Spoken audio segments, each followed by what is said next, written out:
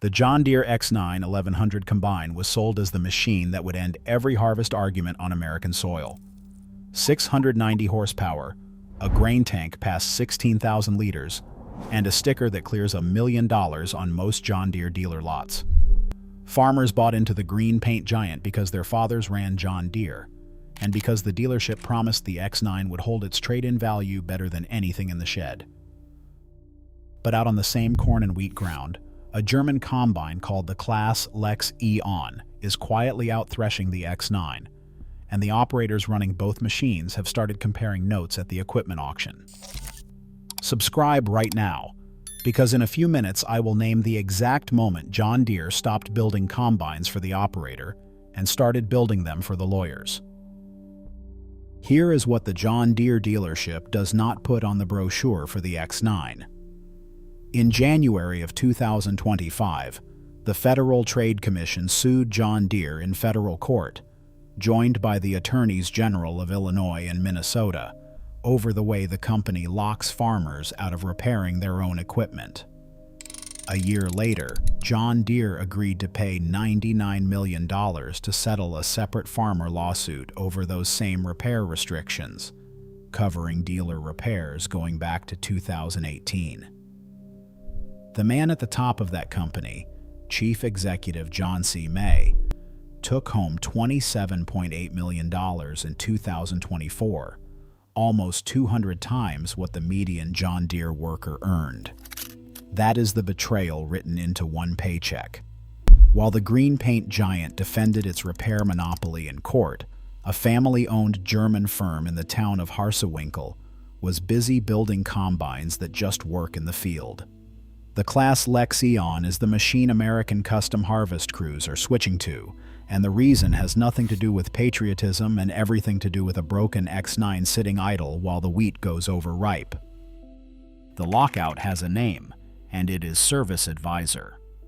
That is the diagnostic software a John Deere X9 needs the moment a fault code lights up the command center display in the cab. The full version of Service Advisor runs on the John Deere dealer laptop and nowhere else. When the X9 throws a sensor fault in the middle of a corn harvest, the operator cannot clear it from the cab.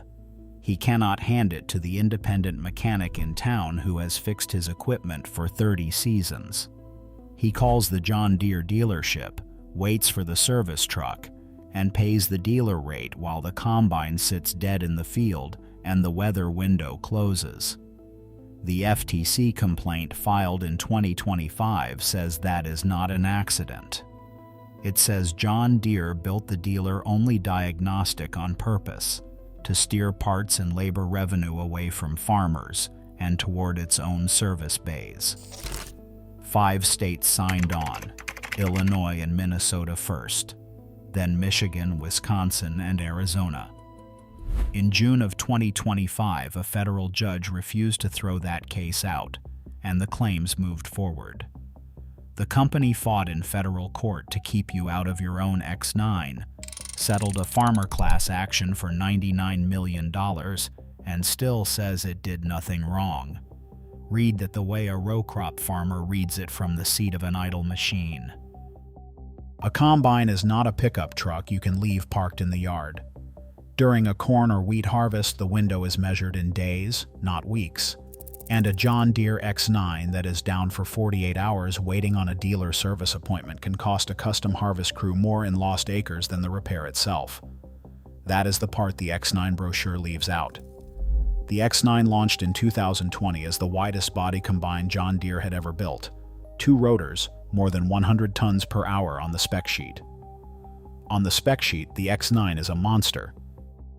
In the field, when the dealer-only diagnostic says no, all that horsepower is parked at the headland. Farmers noticed the dealerships had changed too. The independent John Deere stores their grandfathers dealt with got bought up and folded into large dealer groups, and the relationship that used to mean a mechanic at midnight became a service ticket in a queue. The bean counters who designed that strategy in Moline were never the engineers who built John Deere's name on a row crop tractor in the first place. So what does the Claas Lexion actually do that the X9 does not? Start with the flagship, The Claas Lexion 8900. It makes 779 horsepower from a MAN D42 engine, the same engine family that powers the Fendt Ideal Combine built by AG Co. So the two biggest names in the European harvest both lean on the same proven MAN power unit. The Lexion 8900 carries a grain tank near 18,000 liters and unloads at better than 5 bushels a second, and its CMOS automatic system adjusts the threshing settings in real time as the crop changes across the field, the kind of work a tired operator cannot do by hand at the end of a 16-hour day in the cab. Claas has been building combines in Harsewinkel since the 1930s and has put more than 500,000 of them into fields worldwide. Here is the part that breaks the anti-European script before anyone types it into the comments.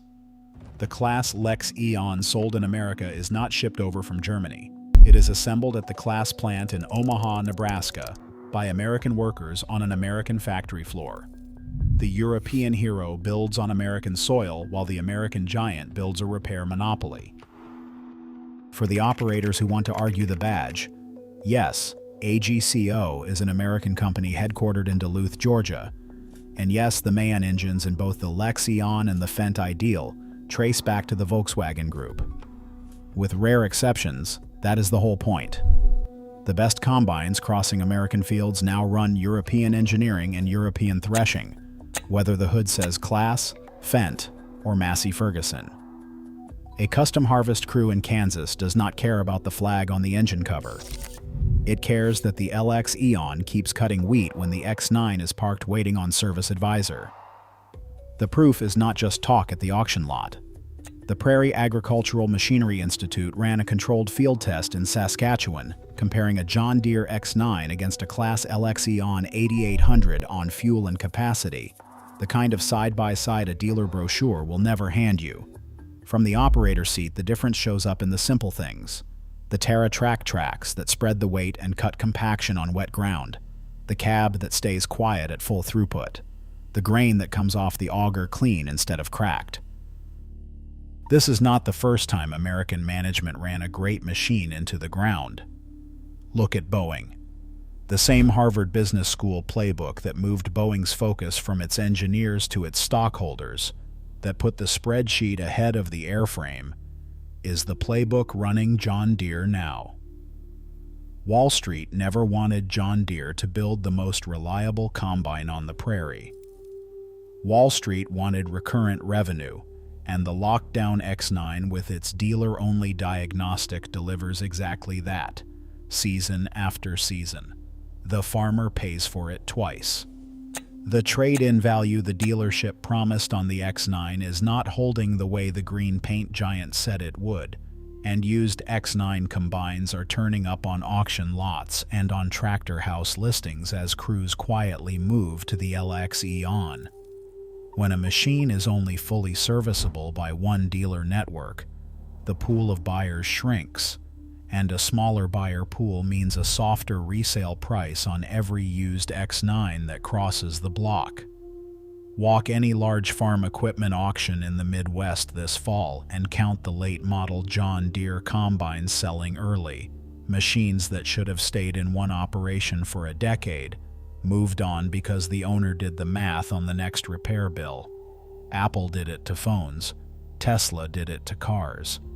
John Deere did it to the American harvest, and the operators who built that company's name are the ones paying for the strategy the bean counters wrote in Moline. None of this means the American farmer made a mistake.